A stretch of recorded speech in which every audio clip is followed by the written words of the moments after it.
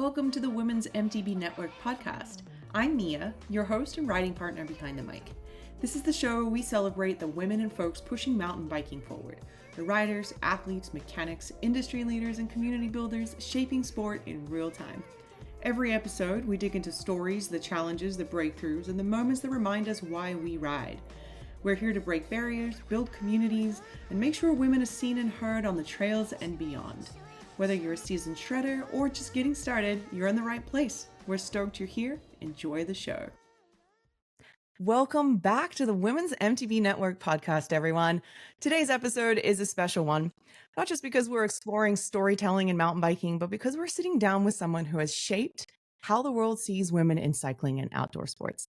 We're joined by none other than Dominique Powers, a photographer whose work spans mountain biking, gravel, outdoor adventure, and some of the most important moments in women's sports. Earlier this season, she documented the Tour de France Femmes avec Zwift with a unique eye for tension and emotion. And later, she headed into the desert to capture the women at Red Bull Rampage, one of the most demanding high-pressure environments in action sports. Trust us, we've been there. We've witnessed this firsthand. Her images have become a signature way for the world to witness these athletes. And today we're diving into what it looks like to build a career as a woman in media, the realities of shooting in unpredictable conditions, the contrast between free ride chaos and road race precision, and the project she's excited about next. Also joining us is Candice as a co-host, and we're excited to have everyone on board. So let's get into it. Hey, everyone. How are you? Dominique, welcome. Hi. Thank you so much for having me. I'm really stoked to be here. We're so excited to have you. We're both in LA, so it's raining cats and dogs outside. Candice, how's the weather for you down there in Arkansas? Sunny and 73. Oh, man. I have your weather, I think. I know.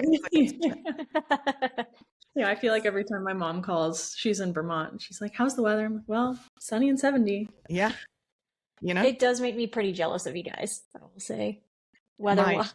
Yeah, my mom says that all the time. They're in Australia, and she's like, it's so cold. I think this is the coldest year ever. And I'm like, you need to come to California. Just come visit. So it is the end of the season here, y'all. We're kind of closing out the year. Although in California, I must admit, like we're pretty lucky. We get to ride year round. But I wanted to really dive in with Dominique. We talked a little offline. The things you've done this year have been incredible. The Tour de France avec Zwift, like I was watching that. Candice knows I'm a big roadie too. And I was watching that and I'm like, oh my God, I know her. That's Dominique. But, let's start off a little bit with your story. Like, what originally pulled you into photography and what was that moment that made you commit to it as a career? Yeah, for sure. I mean, I have so many memories of growing up with little point and shoot cameras and taking them out on my hikes with my sister. And we would just 12-year-old file management wasn't that great. So of course I don't have any of these images, but I would just die to see them again because we would just document our adventures. And I think that starting a relationship with photography from a place of play really solidified that that's what the medium can be, and to kind of have that as a foundation when then taking it into professional spaces has just made it so that I always love what I'm doing. I studied art education with a concentration with photography, and then moved to New York City after graduating and was working in the photo industry, but not as a photographer, and ended up moving to Los Angeles mid 2019 and was still kind of in this assistant role for a couple of years. And it was during the pandemic in 2020 that I got into bikes in the first place. Ooh. I'd always used them as like a mode of transportation. I had this old like bright red Panasonic with down tube shifters that I'd ride around New York City on that I honestly don't know what happened to it. And I still think about it to this day, but that's awesome. Yeah, it wasn't until 2020 that I got bibs and a jersey and was like the whole thing. And it was around a time when I was thinking, okay, do I want to be taking pictures and, transitioning kind of out of this assistant role and into more of being a photographer. kind of also at that time, I'm like, wait, don't make me do math, you know, like mid-20s where you're like, what like career do I want to have? Like, what do I want to be doing with my life? Yeah. And just started feeling more and more drawn to creating images myself instead of just working for other photographers. And it was through cycling and through the community around it that I started shooting. And yeah, haven't looked back. Honestly, the Tour de France Femmes avec Swift existing was a huge impetus into that transition, because I was starting to shoot a bit, had done some commercial work with Giro and a couple other brands, and you know, kind of at the top of the year going into 2022, I was like, well, this race is on the calendar. I'm shooting women and bikes. I'm, you know, stoked on it. Like I have to be there. Yeah. And just figuring out how to make that happen changed everything for me. Yeah, dude. That's so. And you started road biking in 2020? Or Yeah. that okay, I didn't know if you like had drifted got into a mountain gravel biking. bike. Okay, so I actually don't have a mountain bike yet. Let's That's okay. change it. Yeah, We I need was to like, change it. We're working on it. We're working on it. But yeah, I got a gravel bike. It all kind of blends together. I think 2021, early 2021. And yeah, just absolutely fun. I mean, I've ridden all the mountain bike trails on my gravel bike. I like when I got it had 50s on it, so like really quite wide tires, and I was just like, let's go. And now, like, honestly, I feel like some suspension. Like I've ridden, and of course, it's like now so many of my friends in the cycling world are the friends that I photograph at races, and they're all professional athletes. And when I get to use their bikes, it's like the best of the best mountain bike with all the fancy things, and I'm like, that's the bike that I want. Like, mountain biking's so fun. Mountain bike. bike. You have a carbon bike and a dropper and an eagle and a blah, blah, blah. But yeah. And then when you get suspension, that's when your world really changes. I'm just saying. Right. Yeah. It is a game changer. Although I do feel that riding a bike in New York City sounds way more extreme than any biking. Because every time I've gone to like vacation in New York or visit New York, I'm like the dudes that are just like winging around cars. I'm like, no. Like that looks that needs to be photographed. Like that should just be like a sport is biking in New York and dodging taxi cabs. Yeah, totally. They're like the bike messenger culture there is really incredible. And I got kind of like a taste of it because I was working at a photo studio, and we would use bike messengers to deliver gear, like smaller gear, camera lenses, you know, like smaller items. And it's so much cheaper and so much faster to just use a bike messenger. Sure. And so I got to know the bike messengers in New York, like through working at the photo studio. And that was just like really fun. I wasn't like really into bikes yet, you know, like with the curly hair, I would wear like a cycling cap so that my hair would get stuck in my helmet, and they would like see my bike cap and be like, oh, nice. It was like, she's one of us. When I stopped working at the studio, they like gave me one of their caps, which I'll have to find. You were inducted into the club. Yeah, honestly, well, I was riding in New York before e-bikes were really a thing, so all the like food delivery, like none of those guys were on e-bikes really, and I feel like now the bike lanes are maybe a bit more hectic than they were when I was riding there.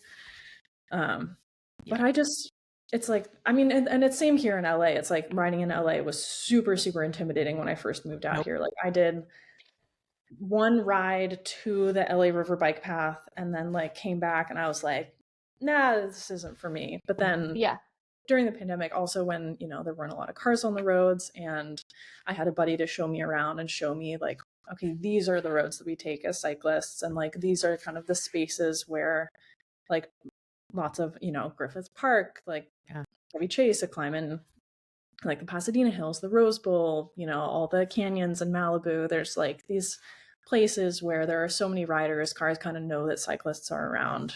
Kind of finding those places definitely made a difference. And so it was the same in New York, where it's like, okay, you take the Williamsburg Bridge and then you like go on these streets, and like I had a very specific way that I get to the office, and it all had bike lanes, and it's like I never felt like unsafe. I mean, that's pretty brave in it of itself, especially here. Like you mentioned the canyons in Malibu. Like there's no way I would ride up there, dude, especially on the weekends, because folks just don't care about cyclists. You're very brave if you do that.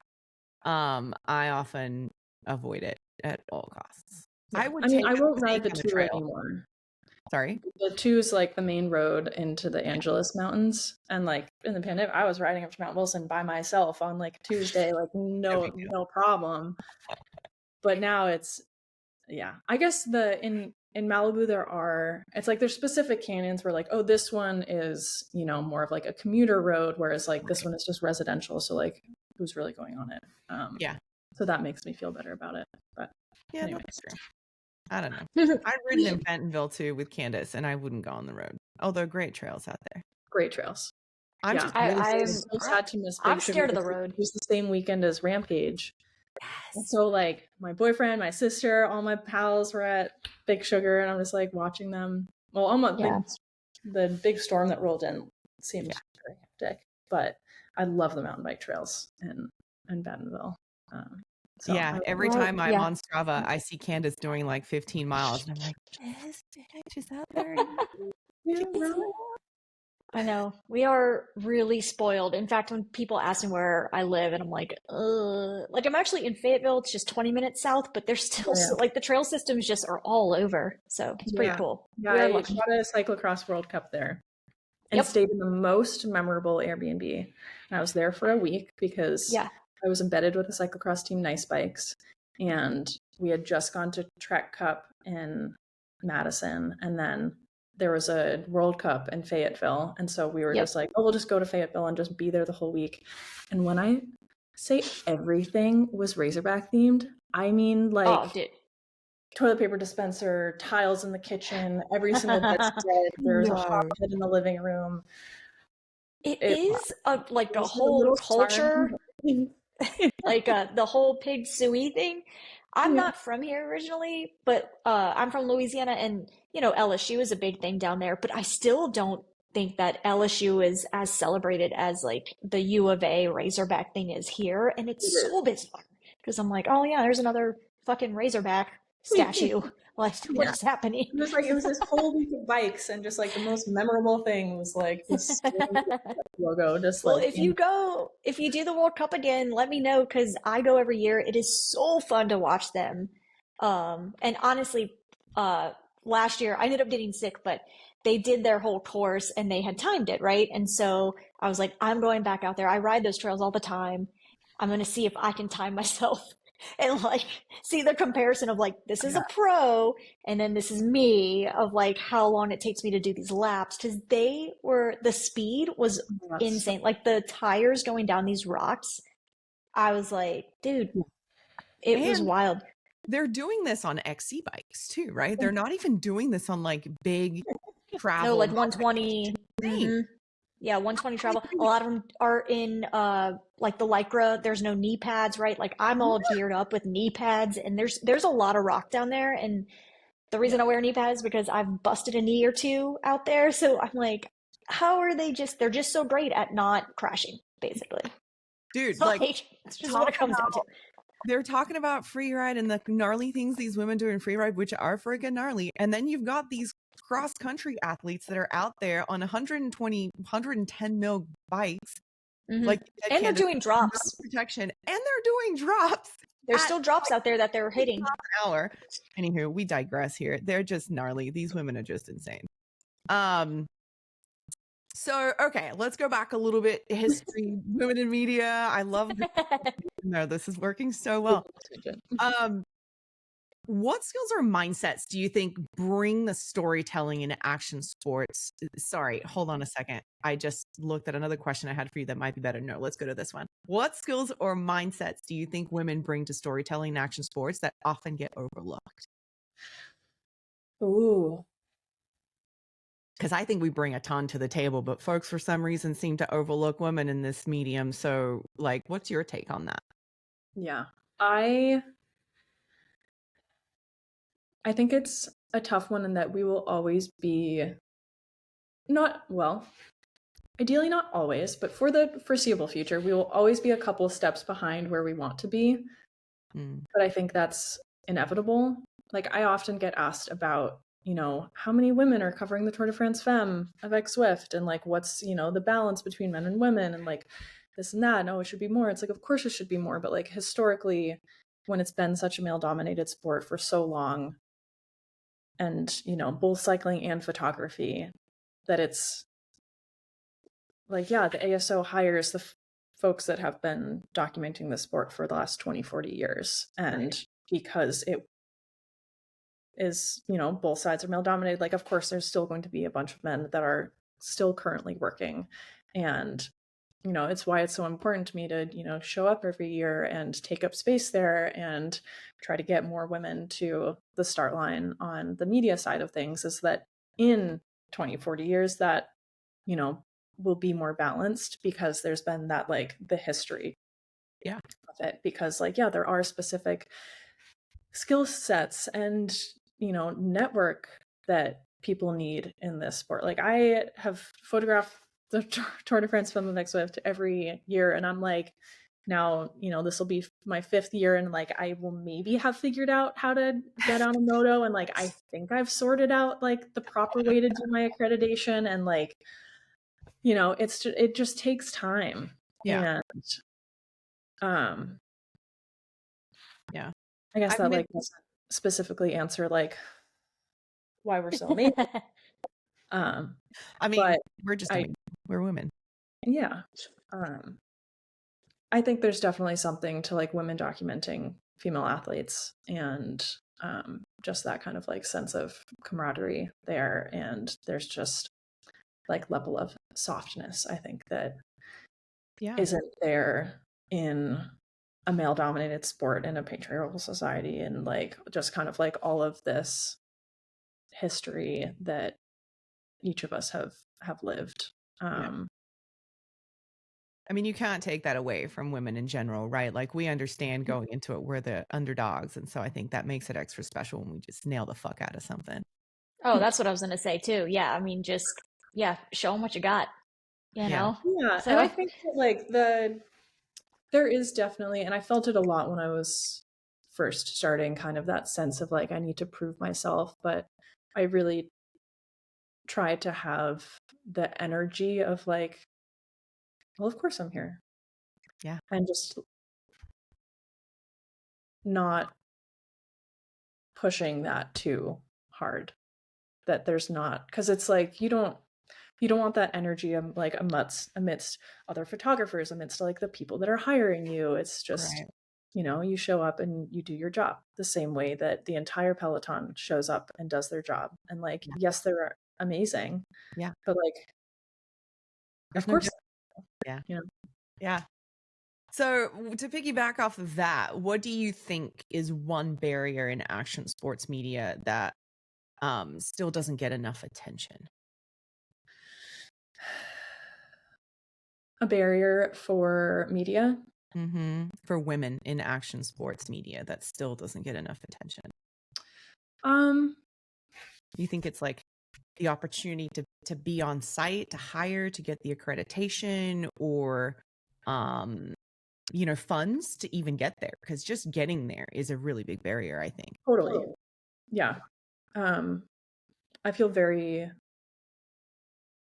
fortunate that like I do all of my like cycling work, but then I also do commercial work like outside of the cycling industry, and that has kind of taken some of the pressure off, at least like currently kind of where I'm at in my career, like this year and next year looking forward, that like I can really focus on the stories that I want to tell. But like, the last 5 years, it was lots of like just random editorial stories that I'm pulling together because I have a vision, and like that's just what you have to do to make it happen. I think that barriers are definitely the networking side of it, honestly, where it's like, a athlete brings on their buddy photographer who shoots a thing, and then a magazine reaches out because they want to feature it, or the athlete's sponsor reaches out because they want to feature it. And when you look at sponsor rosters and 70% are men, that's then 70% of the media are likely going to be men and getting those opportunities because that's just where the money in the industry is going. And so I think it's definitely like a conscious decision of the athletes and the sponsors to maybe like take a pause and like look outside. And but it's, you know, no matter how good you are, there is that interpersonal aspect, and like that can't, no like portfolio can win you over if someone just wants to like have their buddy on the side of the mountain at Rampage spending 12 hours a day while they're doing the most stressful thing they've ever done in their life and documenting that. It's like there's the network and interpersonal side is so huge, especially in action sports like that. And there's also like a physical side as well. Like shooting Rampage was one of the like most physically taxing weeks of like the year. It's like, you know, 30-pound backpack. We get to the media tent at like 7 a.m. or whatever, and you know, I drop my laptop in my little lunchbox because I run on snacks and well-balanced meals. And then I'm up on the mountain for 5 hours. So it's like I have to have all my shit with me, and you know, you're hiking up and down and it's so steep, and it's also like pretty intimidating exposure. Like you really need to have a head on your shoulders for it. And I have a really strong background of rock climbing. I like rock climbed pretty intensely for like 10 years. And so I'm, you know, feel pretty good about like my footing and how to balance and how to like shift your body when you're, you know, rocking over your hips so you can stand up with a backpack on. I mean, when people are just like carrying the bikes, it blows my mind. Yeah, I don't know how they do that. I know that those bikes look heavy. Little fairies. Yeah. Last year at Rampage, we weren't there this year, but I don't know if you saw this. Last year at Rampage, the women had to carry themselves all the way up to the top. The men got helicoptered to the top of their line. The women had to physically carry everything. I haven't watched a men's Rampage yet. I didn't. I watched it this year. Poor Adolf, like the man. I thought he died. I thought he died. Yeah. It was scary. I think the women just ride a little slower, but that's just me. That's not to say that, you know, the men aren't pushing it. They're pushing it hardcore. But last year at Rampage, I had my gimbal, my Ronin gimbal with my FDR camera, just like you're saying, going up the side of this hill. And I used to rock climb too, like a lot. Yeah. And then at one point, Sierra has footage of me scroll like on my butt scooting down the side of that fucking thing, because they're like they're this wide. The trails are this wide. Oh my God. Wide. Yeah. And I thought I was gonna die, Dominique. Like, no joke. I even texted Candice because poor Candice couldn't make it. Something was going on, and I'm like, dude, you're not missing much. Like, because this is it's freaking gnarly. Missing me go tumbling down this mountain. Actually, I don't know. And the heat last year was fucked. Last year was crazy. That was so hard. We're going to touch on Rampage in a little bit, but I really want to dive into the Tour de France Femmes avec Zwift. And if y'all wondering the long name, it is because Zwift is the main sponsor of the Tour de France Femmes. Without Zwift and the amazing Kate Verano, we would not have a Tour de France. Kate Verano, shout out. She's freaking amazing human being. I love her to death, and I wish she would adopt me. So I said that to her last year at Rampage, and she's like, I'll adopt you. And I'm like, yes. You and Bruce? Yeah. Me and Bruce. Bruce is her dog, Candice. Beautiful dog. Yeah. Batman. Batman. Because he's a Great Dane, and he's got the cropped ears, so from the back he looks it's so I love Great Danes. Not to get off subject, but that is a breed I have always wanted. Dogs. I know. Every stage. I was at the tour, 9 stages long. I tried to have one dog photo that made it in the carousel. Oh. For the dogs.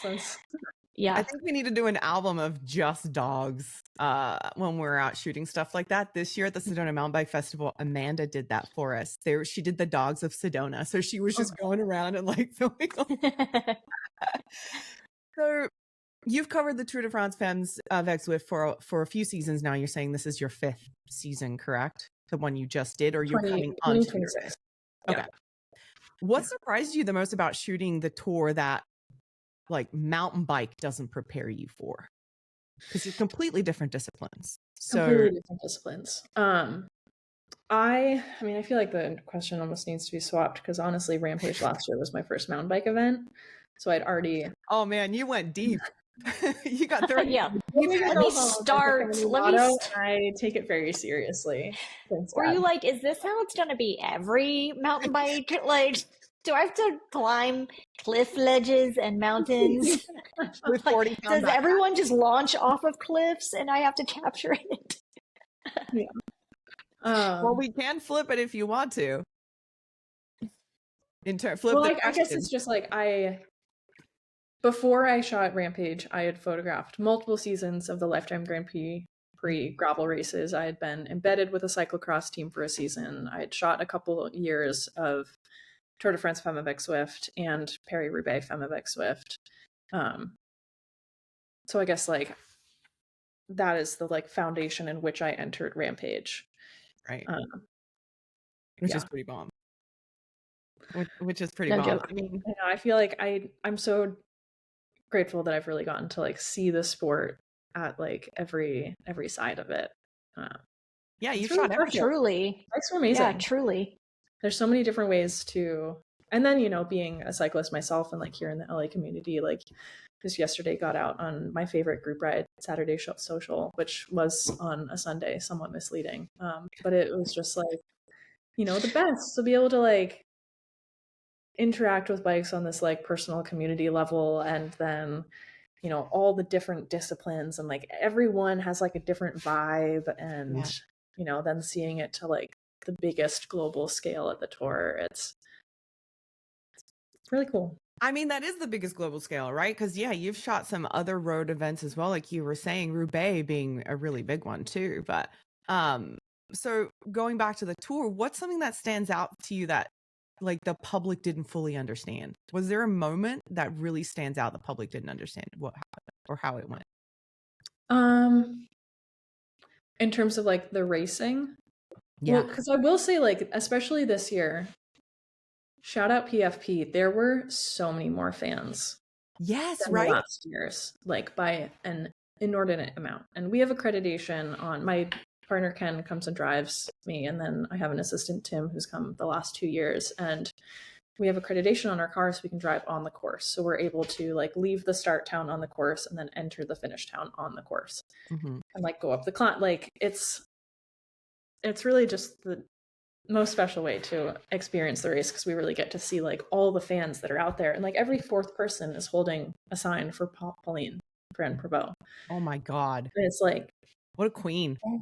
And I know I don't know the specific numbers, but I know that they like hugely broke records for viewership both in France and globally. Like for stage 8, when Pauline went into the yellow jersey by making the breakaway and winning at the top of the Col de la Madeleine.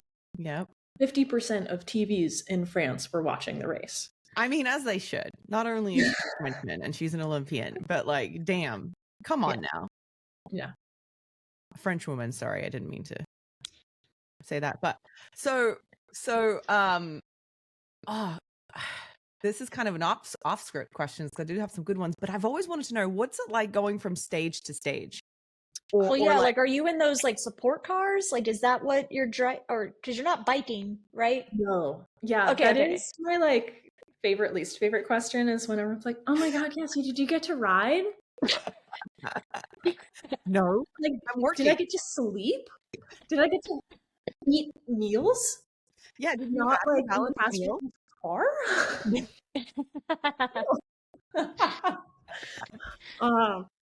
We're thinking maybe this year we'll go out a couple days early, because it starts in Switzerland, and that would just be so lovely to be able to get Oh wow, bikes and really move. Yeah, so how do you guys get from stage to stage, or even like following the riders? Yeah, I got a rental car, and it's just our little traveling, or just our big France road trip. And we have, you know, like hotels every night. Sometimes it depends how big the transfer is. Sometimes we stay in or near the finish town. Sometimes we then, there's almost always a transfer that you either do the night after the stage or the morning before the next one. And the stages usually start around like 1 or 2 in the afternoon, with presentations starting around anywhere between like 10:30 to 11:30. So it is nice that it's like, okay, you have a bit of the morning to get things sorted. Yeah. Like the earliest that we really had to, I mean, we were up at like 7 every day, which is like reasonable. Yeah. All things considered. It is. But yeah, so we're either. So then you're not, are you chasing them up these courses or like in the car to get good footage or, okay. Yeah, because we aren't allowed to drive like, there's basically the caravan there's kind of like the lead cars. It's like I'm forgetting the sponsor on it, but it's like it's like the timing car. It's like a yellow car with a little like thing across the top, and they like are giving race updates. It's like, I don't think it's. Yeah, I know the one you're talking about for the men's, but different. It's, I can like see the kind of branding on it. So it's basically from like there, and then there's a bunch of gendarmes, so the French policemen on motorcycles, and then the peloton, and then all the team cars, and then there's like a end of caravan car. And so basic, like no one, and we may have done this in a year past where it was like, oh, there's a break in the team cars, we'll just like, because we needed to go like 20 feet on the road to then like be able to get off, and like we got yelled at so they do not fuck around, which is like great. Safety first, 100%. They take it very seriously. Yeah, for sure. Well, and I see, like, as the few times that I've watched the Tour de France, you see those people on it looks like maybe a moped or a motorbike that just got like the camera and there's someone obviously driving it. And so I was like, are you doing that? Like, are you on a moped, like with a camera, like so chasing these people? Here for one of the stages, there's a certain amount of motorbikes that are like for photographers. Still don't like really know how it works. It's like one of those things where it seems wild. Help, and like there's definitely like priority goes to the ASO photographers, right, or like agency photographers who, you know, it's like 3 photographers under one agency, you know, kind of like Getty style, who shoot all of the races. And it's like, okay, yes, of course, like this is like shooting bike races is their career. Being a photographer is my career, but it's, you know, different when like I come in for like 2 UCI European road racing races a season. But yeah, I'm hoping that at least one of the stages. I did get to this year's Zwift lined up because I was shooting for them this year. I got to be on a motorbike for the L'Etape, which went up the Col de la Madeleine, which was so fun. Yeah. Also, I can imagine being on a motorbike for the races would be terrifying because you go so fast. Yes, and you don't realize it because those people are going like 40 miles an hour. Yeah, and then you can be faster than them. Yeah, well, like reversed back. If you're aiming, right? So, like, well, those are the like for TV cameramen. Okay, different rules for them. Technically, for photographers, you're not supposed to shoot while you're passing the racers, so you can like pass the peloton, get ahead, get off your motorbike, take pictures, get back on. So you can like, you're still leapfrogging them, but you're able to pass them on the road instead of everyone else who needs to like find a different road and find a highway and get ahead. And it's so much like map logistics. I have so many, I can show you because it's video. Fun. It's pretty crazy because you don't think of the logistics of how you're getting that shot, you know, until I'm just like, well, yeah, like, were you chasing them like in a car or like, because they're going forever and they're also going up these insane hills. And anyway, it's just that it sounds crazy. So this is my France Google Maps. Okay. You can kind of see, so like this was the course last year, this kind of, because it started in Brittany and then ended over here. Yeah. And then if we say zoom in, it's like I have my little house. That's where we stayed. Oh my gosh. And then like, oh, that's where the press room is. You need to have a dial. Team paddock and the mix zone. Oh, I know. This seems overwhelming. I would just But be then- like, But then, I have each of the stages as like a map. Oh, wow. And so it then becomes an overlay. And so, well, I'll choose a different. And then you stage can kind of map. put yourself where you want to be depending on where they are on the stage. Then, Yeah, right? right. You can get So to I'm that. looking, okay, so this is stage 4. Okay. And so, you know, that's where it starts. I need to figure out like, okay, how many spots along this course can I get to? Do I like go down and do I try to make it to here? Do I like Right. go here and then down? Yeah. You know, I can go on course ahead of the riders, so I'm able to like get out, so I could shoot, like I could get to this corner and shoot them Mhm. there and then jet over. But then I'm behind the race, so then how do I get around and ahead of the race? Dang, girl. It's like a little I nightmare. think it's right here. yeah. I also wanted to ask her about the legendary Alpe de Zwift climb. Oh, yeah. You wrote a little It's a book. whole book. There's a whole book. So it Dang. has all of the. Oh my It's gosh, actually pretty all nice that they do that for y'all. You Yeah. know, like little special. a Parking. little. Yeah. Save it forever. But so like it shows the stage where all of these are the classified climbs and the sprint and the feed zones. But then what we are referencing all the time is the timetable. Oh, okay. And so they'll have like, this is the kilometer to be run that has been run. Yeah. Maybe like the intersection, the town, and then if they're going X amount of kph, like this is their estimated time of arrival. Wow.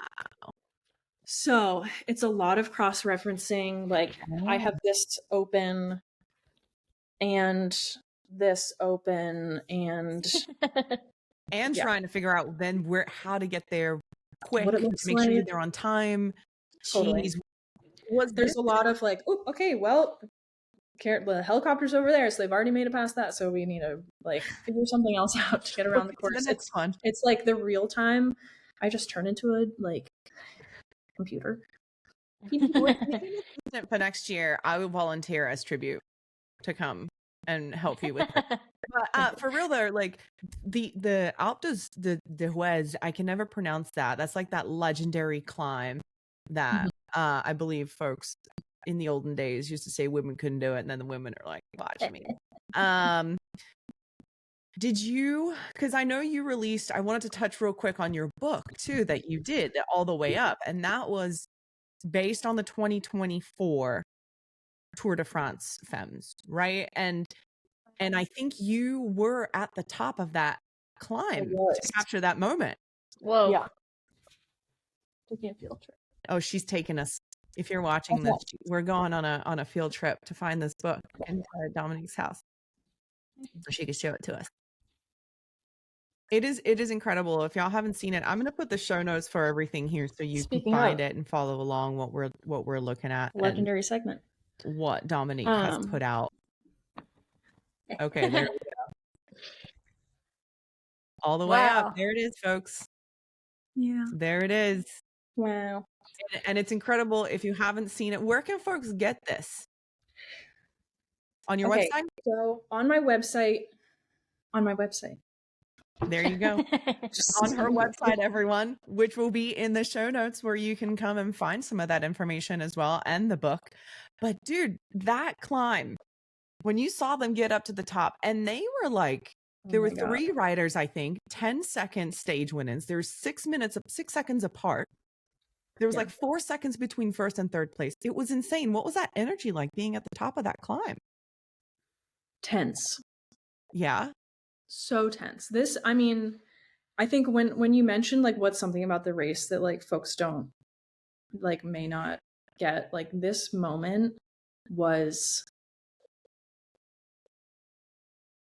intense.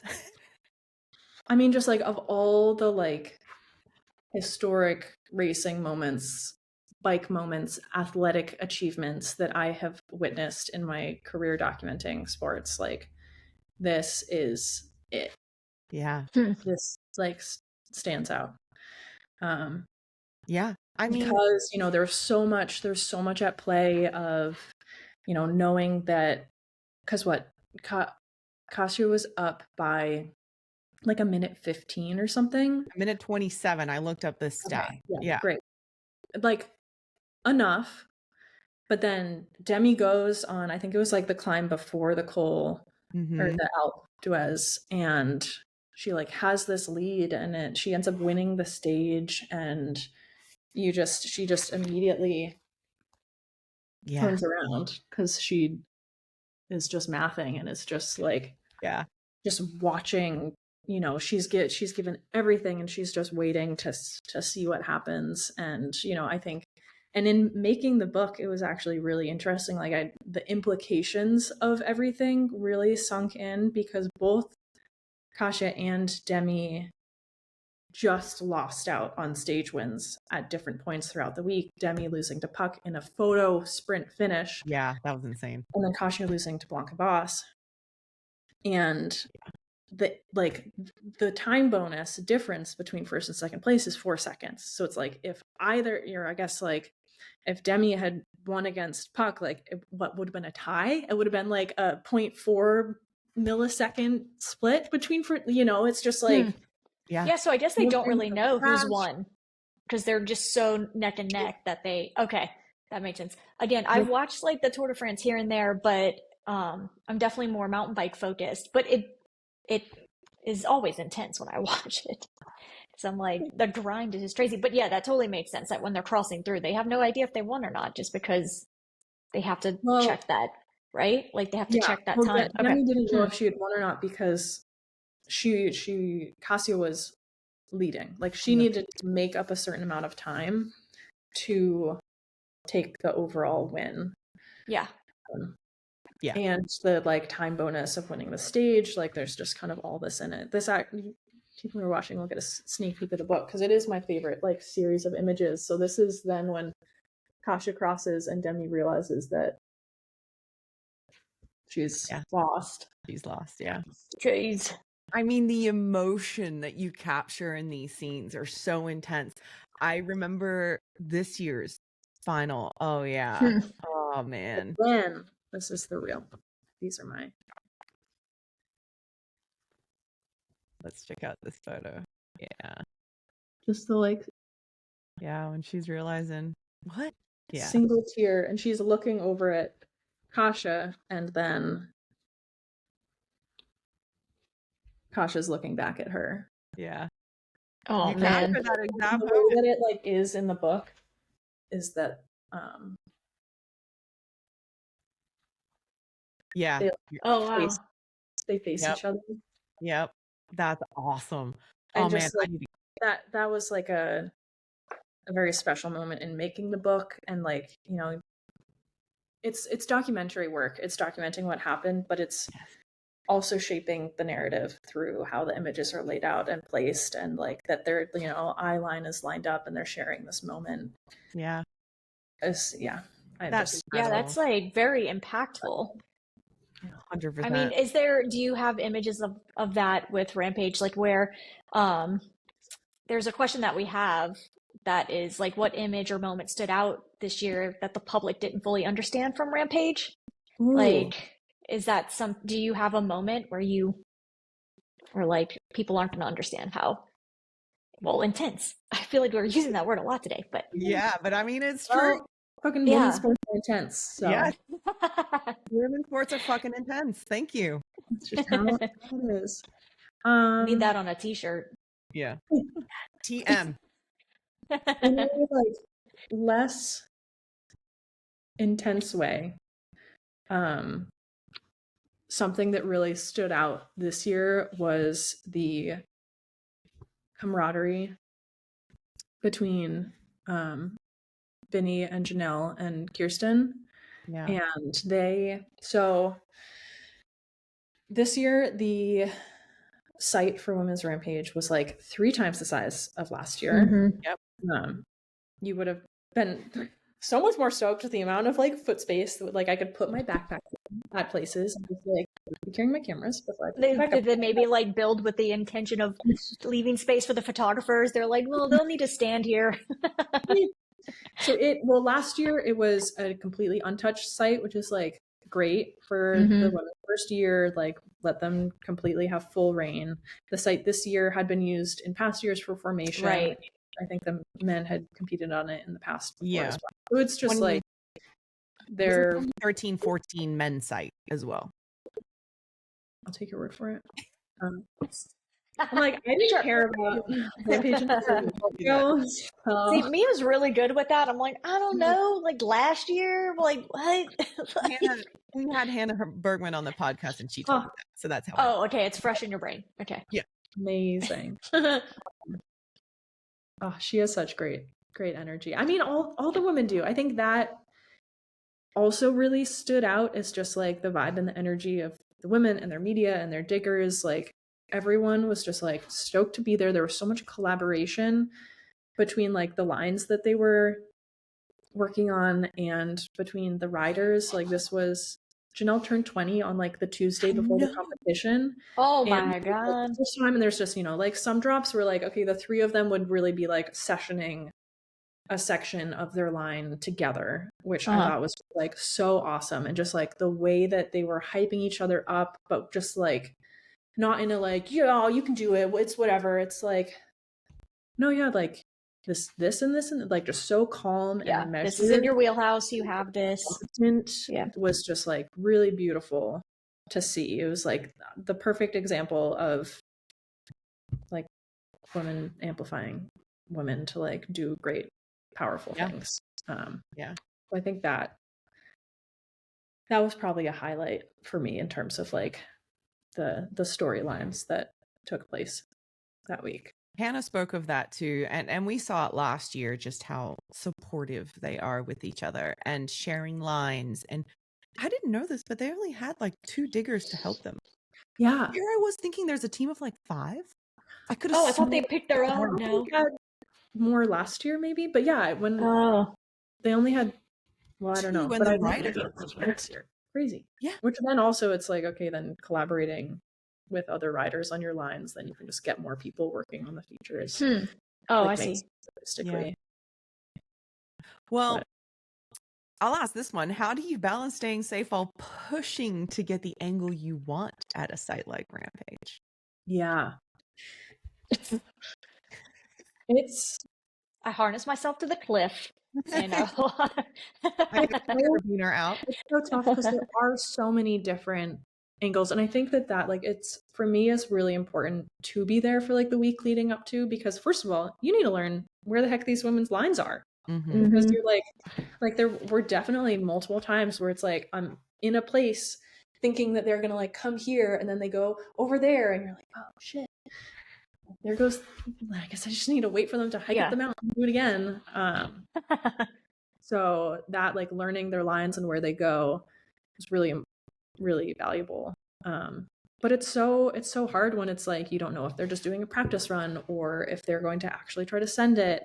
And if you're like hunkering in the spot, like there were definitely multiple times where I'm like, this will be the perfect image if the athlete actually does the thing, and then they didn't. Well, I can't just sit here, like I have a job. My feet are going numb from squatting. I sat in one place all day. Or where you're like, okay, this is great, but I need to be like balancing my weight because I'm sliding out. Yeah. But and then you're like, I just physically can't like stay in this position anymore, so I need to not. And then they go, and you're like, fuck my life, it's fine. Yeah. Last year, I remember Sierra was in some bush in the shade because you're talking about how hot it was. And I just remember she's like, I'm not going to climb because you're up there. I'm going to go down here to catch them as they're jumping, right? And she sat there, I think, for 45 minutes. Ew. Easy.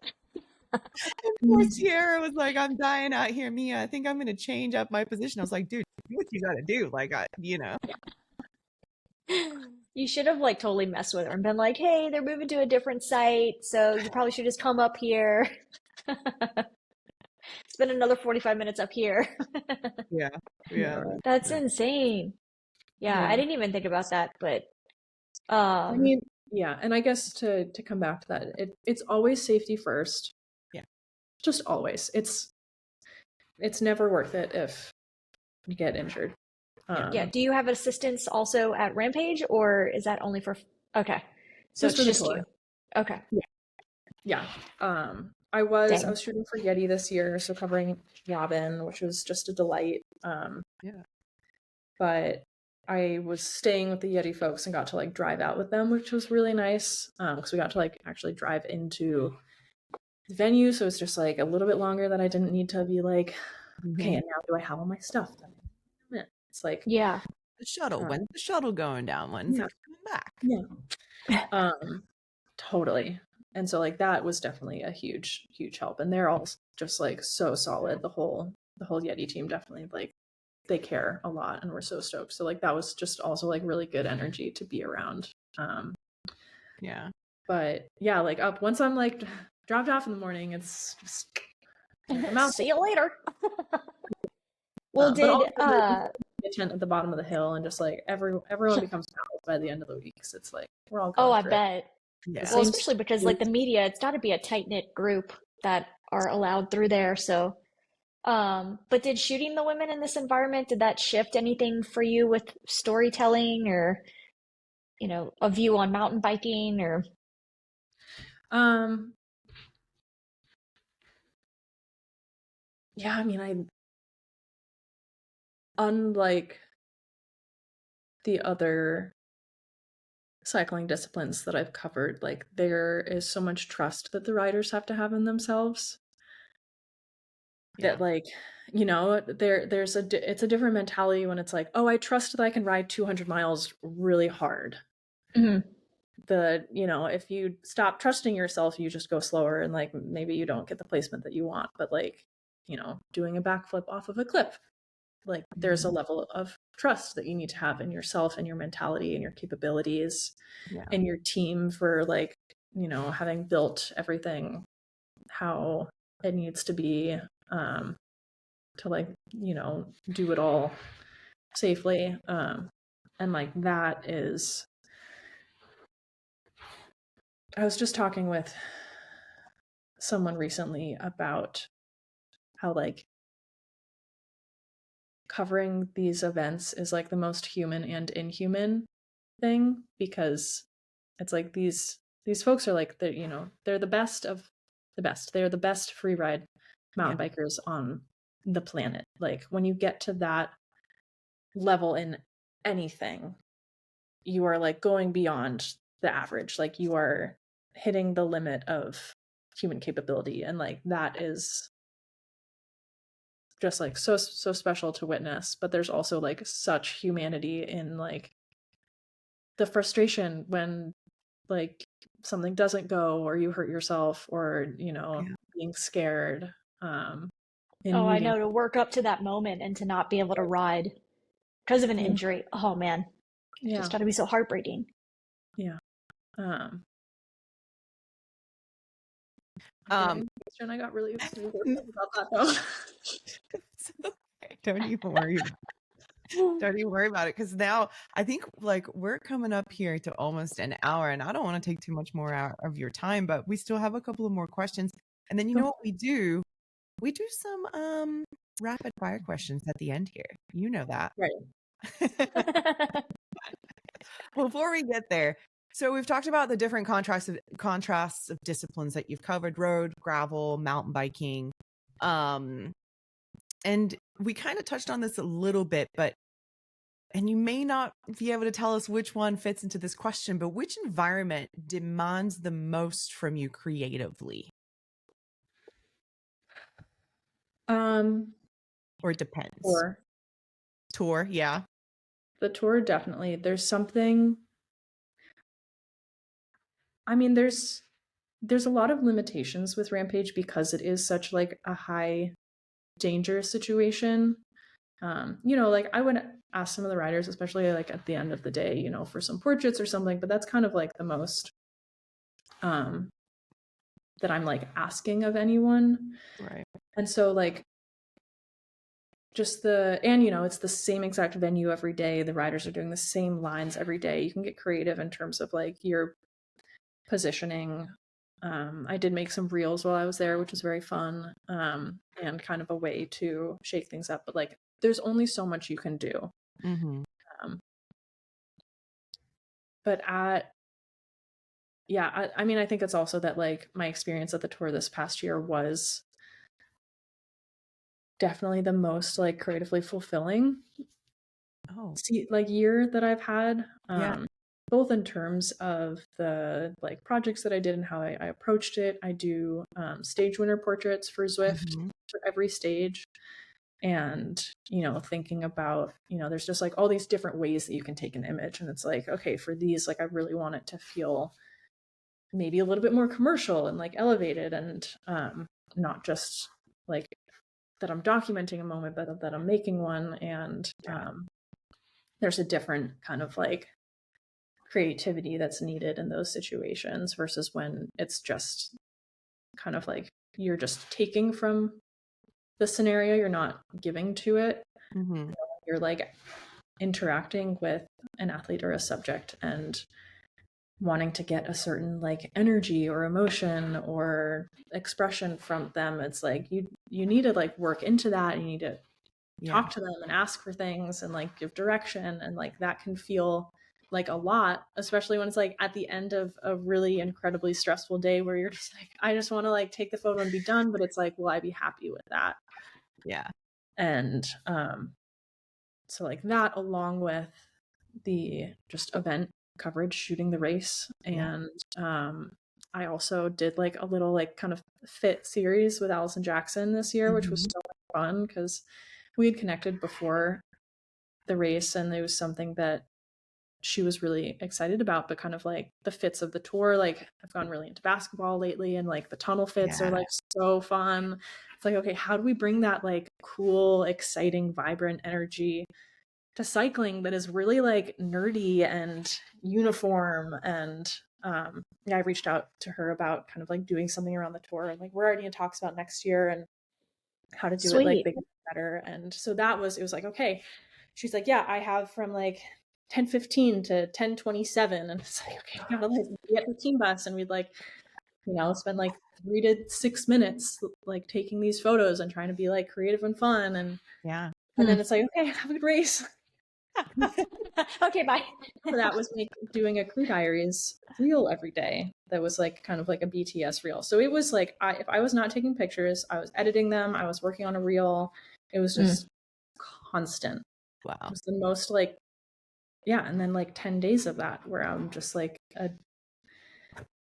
your brain melted. Like 27 pieces of content in like 10 days, and ended up like my average viewership on Instagram is like 250,000 views for the last like 30 days, and I hit over 1 million.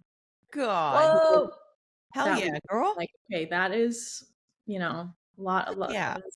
Getting at least you saw like a result from like the hard push, Yeah. Like, it was worth it. Did you sleep for like 10 days after that? Like, document a thing, but then it's another to like create attention, create imagery and content that is worth people's attention, that gets them interested in what you're doing. And so like the project with Allison Jackson, it's like, she is a very like engaging person in the first place. Like that's why we all love her. But then to be able to like create these images that like show her in a different way, that like all of her followers were also really stoked on, and got them to get to know her in a different way, and to like be the vessel to make that storytelling happen. Really incredible. Did you sleep for 10 days after the tour, or how long did you sleep for?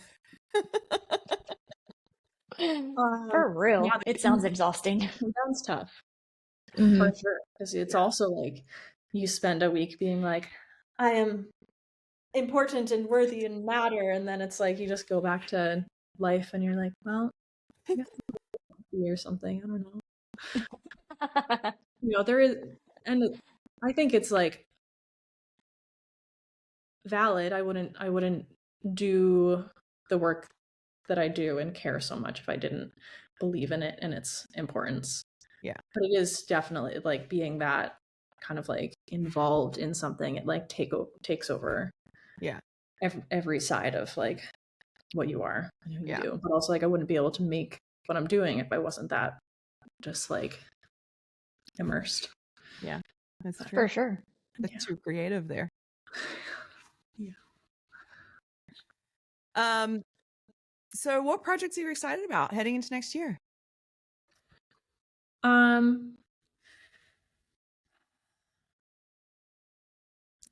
I just knit my first mitten yesterday. No. She's like, here's a project for you.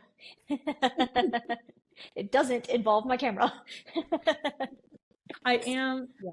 There are a couple things that either like I don't have accreditation for yet or are like still in the works. So I don't, you can't jinx it by speaking it into existence before it's ready to be spoken. Yeah. But definitely more working with women athletes, branching out into different sports, which I'm very excited about.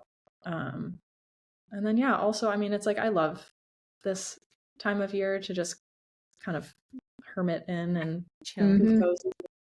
Yep. Definitely lots of reflection and grounding and, reflecting on how this year went and kind of how I feel about it all. Because I think that is definitely something that is important to me. It's like, okay, how do I want to feel at the end of the tour? How do I want to like feel going into next year? How do I want like creating to make me feel? And it's like, okay, what are the parameters that I need to put in place to get there? Sleep for 10 days after the tour. No joke. You should bring like a disposable camera to the tour next year and just be like, here I am. And then like, wait, I don't know how old you are. This might be like before your time because you look really young, but like the wind-up cameras, Oh yeah, for sure. And my husband he had just attended a mountain bike event and like all the kids that were like 18 to like 23, not getting a photo with their phones, whipping out disposable cameras. And my husband was like, yes, he said they all had them. And I was like, that's actually quite funny. And honestly, like a good, like interesting shot might come out from like the tour if you just like snap it. It's like got, that schmear look. I don't know what I'm trying to say. Well, lightly. I clearly know what I'm talking about. You just reminded me of something, Candice, that I wanted to tell Dominique. So I have my godson, he's 9 and incredibly creative kid. And a few months ago, I asked him, he always changes what he wants to do. I mean, he's 9, right? Like, what do you want to do? But he knows he wants to do something creative with photos or video or something like that. And he said, I want to be a photographer because I get to go around the world doing anything that I want and shooting anything that I want. And so now I'm going to show him your photos. But his point was, I want to do it with an older camera, like to what Candice was saying. And I was like, oh, like those super old ones, like with the reflect. And I don't know the name of them, like from the 1900s. I know where this is going. This kid turned to me. He's like, no, my iPhone 5. No. He goes, no, like the one where you take a photo and it comes out instantly. And I'm like, you mean a Polaroid? Amazing. He's like, yes, Timia, those, they're really old. And I was like, oh, CJ, they're so not old. Oh gosh. All right. We're getting that instant gratification, just like a couple minutes delayed. Right? Just a couple minutes delayed. All right, should we do some rapid fire questions right now? Yeah. Candice, do you want to shoot these out? Or you want me to do them? Let's do it. Let's see what we got. You do a few. I'll start with some, you go with some. All right, here we go. Are you ready, Miss Powers? All right. Rider you can't wait to shoot again. There's so many. I know, right? What comes to your head right now? Honest, okay,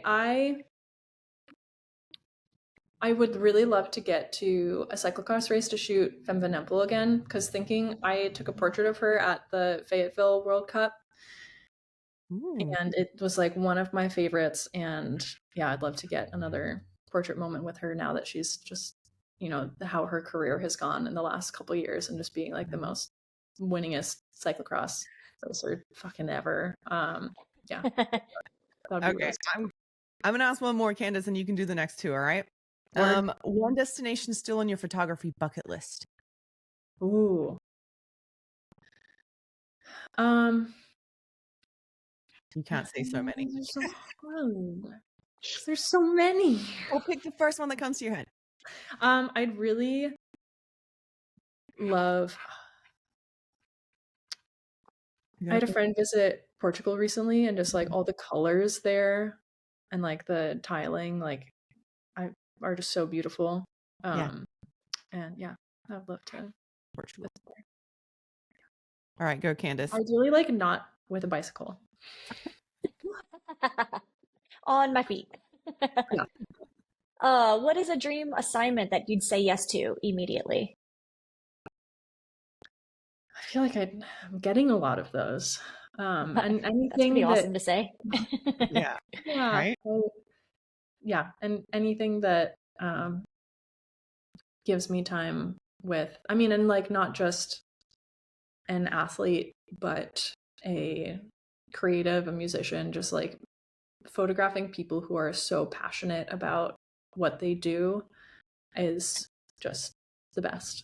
So yeah, I guess documenting someone who's really passionate about their craft. Okay, next up we have portrait or action. What feels more natural? Portrait. Oh, 100%. Great, the portrait. She didn't even finish the question. Portrait. I know. Well, because I meant to ask you earlier too. Like, do you go back and do like fashion shoots, and you're like, "Oh, it's fucking boring," or is it like kind of a relief that you're like, "Well, I'm not on a cliff today, so that's great." Like, I know where the bathroom is. Like, that's a very important one. Very honestly. I think that's something that I really love about the work that I do and never take for granted is how varied it is. I really, have a broad skill set when it comes to photography and, working on like a 20-30 person commercial brand shoot and then being solo on the side of the mountain. It's like I bring the same like intention and care to the work that I'm making. And I'm grateful for the kind of varied experience because I'll be doing this like big commercial shoot and like skill sets that I've honed through the action sports coverage come through, and I find that they complement each other really well. It doesn't box you in either. I can do it all. Yeah. Literally, homegirl can do everything. That's for me. Too. Dog portrait book, 2027. Let's go, 2026. Where is my dog, by the way? He's very forbidden. I blocked mine outside. They are like sunbathing right now. Yesterday, I went to do a little video of Sawyer. It's on my Instagram stories. He's a husky. I don't know if you've seen a photo of him, but he has like the blackest eyeliner just because he's a black and white husky.